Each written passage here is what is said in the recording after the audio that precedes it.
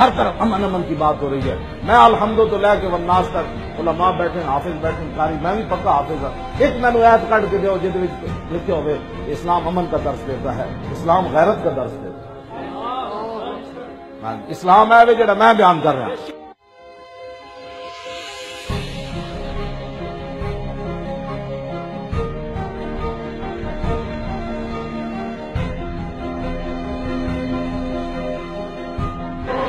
And I have no hesitation as a student of Quranic sciences, as a humble student of the science of Sunnah, and a humble servant of Islam and Muslim Ummah, I want to explain and communicate and declare this Quranic fact that there are 35 verses of Quran.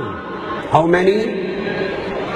35 verses of Quran, which include the word of jihad or its derivatives, either in the form of jihad or mujahidun or jahada or jahada, jahadu, yujahidun, jahid or jahidu, any derivative of jihad. There is total of 35 verses in Holy Quran. And let me make it clear to all those people who are always discussing the concept of jihad with a negative denotion, and who consider that Islam has given a brutal concept against mankind. And I am addressing at the same time to the Muslim brothers who are mistaken, who are misled, who are misguided, and who declare they are violent, they are brutal, criminal activities of terrorism, and they give their activities the name of jihad. And at the same time, I am addressing the whole Western world, those who think that Islam has introduced a very wrong device, and this means a holy war. Holy war is a wrong translation in English dictionary. There is no concept of warfare in the world of jihad. Both sides should listen. The 35 verses of Holy Quran deal with the concept of jihad. And I am declaring without any fear of rebuttal that not a single verse of Holy Quran out of these 35 verses, not a single verse of Holy Quran contains the word of jihad and word of fighting or killing together in a one text. اسلام اپنی اصل حیت کے اندر, اصل صورت کے اندر ایک امن کا دین, محبت کا دین, صلح کا دین اور پیار کا دین رہا ہے. ہر طرف امن کی بات ہو رہی ہے. میں الحمدللہ کہ والناس تک علماء بیٹھے حافظ بیٹھے قاری میں بھی پکا حافظ ہوں. ایک مینوں ایت کڈ کے دیو جہد وچ لکھے ہوئے اسلام امن کا درس دیتا ہے, اسلام غیرت کا درس دیتا ہے.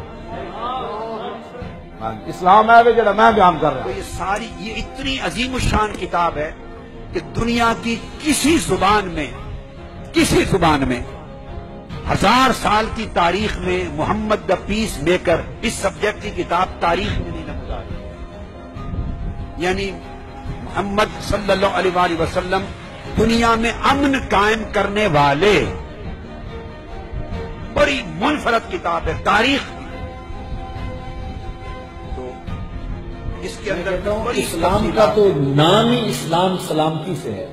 ہمارے ہاں تو جو انسان کو انسان رہا, میرے حضور نے فرمایا ایاکم والمثلہ ولو بالقلب العقور. کتا بھولا ہو جائے اور کاٹ لے اور اس کے کاٹنے سے موت واقع ہو جائے.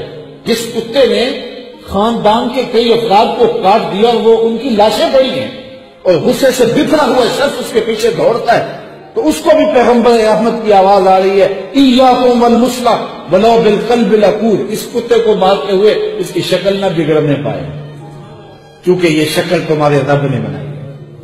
اور انسانوں کو جو ہے وہ قبروں سے نکال کر کے چوراہوں پہ لٹکا دیا جائے یا انسانی سروں سے فٹ بال کھیلا جائے, تو اس کو پھر کس طرح اسلام سے آپ جوڑ سکیں گے؟ اسلام تو کتے کی بھی شکل نہیں بگاڑنے دیتا. رسول کریم صلی اللہ علیہ وسلم جب کسی غزوے پہ کسی کو بھیجتے تھے, کسی جنگ پہ بھیجتے تھے, تو وصیت کرتے تھے کہ بچوں کو قتل نہیں کرنا, خواتین کو قتل نہیں کرنا, ان کے مذہبی رہنماؤں کو قتل نہیں کرنا, اور جو ہے وہ جانوروں کو نہیں مارنا، یہاں تک کہ جو درخت ہیں ان کو نہیں توڑنا، ان کے قبضوں کو، ان کے کھیتوں کو نہیں اجاڑنا، یہاں تک کہ تعلیم جو ہے وہ ارشاد فرمائی گئی۔ وہ کہتے ہیں جنگ میں کوئی قانون نہیں ہوتا، اسلام نے جنگ میں بھی قانون دیے ہیں اور محبت میں بھی قانون دیے، تو یہ اسلام کا دیا ہوا نظام ہے۔ اسلام تو ایک بڑا واضح دین ہے، لیکن آج کچھ لوگوں کے عمل کی وجہ سے جو ہے وہ اسلام کو بدنام کیا جا رہا ہے، اور اس عمل کے پیچھے بھی ان قوتوں کا کردار ہے جو اسلام کو بدنام کرنا چاہ رہے ہیں۔ تو اسلام کا چہرہ بالکل بے غبار ہے۔ اسلام کل بھی امن کا دین تھا، اسلام آج بھی امن کا دین ہے۔ اسلام کل بھی محبت کا دین تھا، اسلام آج بھی محبت کا دین ہے۔ اسلام کل بھی پیار کا دین تھا، اسلام آج بھی پیار کا دین ہے۔ تو جو کچھ دنیا کے اوپر واقعات رونما ہوتے ہیں، جس کا یہ پیرس واقعہ ہوا ہے، تو ہمارے لوگ بھی کچھ غلط فہمی میں آ جاتے ہیں، تو ایسا نہیں ہے۔ یہ اسلام کا دیا ہوا مزاج نہیں، یہ حضور کا دیا ہوا دین نہیں ہے۔ دیکھیے میرے اور آپ کے آقا و مولا جب فتح مکہ کے موقع پہ تشریف لاتے ہیں تو 10,000 صحابہ کے ساتھ حضور مکے میں تشریف لائے تھے، اور یہ مکے والے کون تھے جنہوں نے گڑھے کھودے تھے؟ یہ مکے والے کون تھے جنہوں نے کانٹے بچھائے تھے؟ یہ کون لوگ تھے جنہوں نے گلے کے اندر کپڑے ڈال کے تاؤ دیے تھے؟ یہ وہ لوگ تھے جنہوں نے اجڑیاں ڈالی تھی، جنہوں نے تھوڑے دکھ نہیں دیے تھے، اذیتیں انہیں تھوڑی نہیں دی تھی۔ لیکن حضور علیہ السلام جب تشریف لائے، حضور کی آرزو یہ تھی کہ لڑائی کی نوبت ہی نہ آئے۔ اپنے چچا سے کہا کہ ابو سفیان کو کسی ایسی جگہ پہ لاؤ جہاں سے وہ ہمارے لشکر کو دیکھے، اور نفسیاتی طور پہ حضور چاہ رہے تھے ان کے اوپر دباؤ پڑے اور وہ لڑنے کی نوبت ہی نہ آئے، ورنہ اگر نوبت آتی تو ان کو کاٹ کے رکھ دیا جاتا۔ تو پھر حضور جب مکے میں داخل ہوئے تو حضور نے یہاں تک احکام جاری کیے، جو ہاتھ کھڑے کر لے اسے امان دے دو، جو اسلحہ پھینک دے اسے امان دے دو، جو امن مانگے اسے امن دے دو، جو سینے حرم میں آئے اسے امن دے دو، جو دروازہ بند کر لے اسے امن دے دو۔ پھر فرمایا جو ابو سفیان کے گھر میں چلا جائے اسے بھی امن دے دو۔ مجھے دنیا کا کوئی فاتح لا کے تو دکھاؤ، ایسا کوئی فاتح لا کے دکھاؤ۔ جب فاتح فتح کرتا ہے علاقے کو گاجر مولی کی طرح کاٹتا ہے۔ کیا ہمیں تاریخ یاد نہیں غرناطہ کی، ہمیں تاریخ یاد نہیں بغداد کی؟ ہم بھول گئے ہیں ان قصوں کو، کہانیوں کو، جنہوں نے انسانوں کے سروں کے کھوپڑیوں کے مینار تعمیر کیے تھے، دریائے دجلہ کے اندر ایسے لاشیں پھینکی اور خون بہایا کہ 3 دن تک خون بہتا رہا، پانی نہ بہا۔ یہ تاریخ ہے انسانوں کی، 1 کروڑ انسان لوگوں نے مارے۔ یہ ہٹلر، مسولینی، پڑھیں ان کی تاریخ، الیگزینڈر کی تاریخ پڑھیں۔ یہ وہ لوگ تھے کہ جنہوں نے انسانوں کے خون پیے اور انسانوں کی ہڈیوں کے اوپر گھوڑے دوڑائے۔ لیکن یہاں کیا ہے، انسان تو انسان رہا۔ رسول کریم یہ بھی ارشاد فرماتے ہیں کتے کی شکل بھی نہیں بگاڑا۔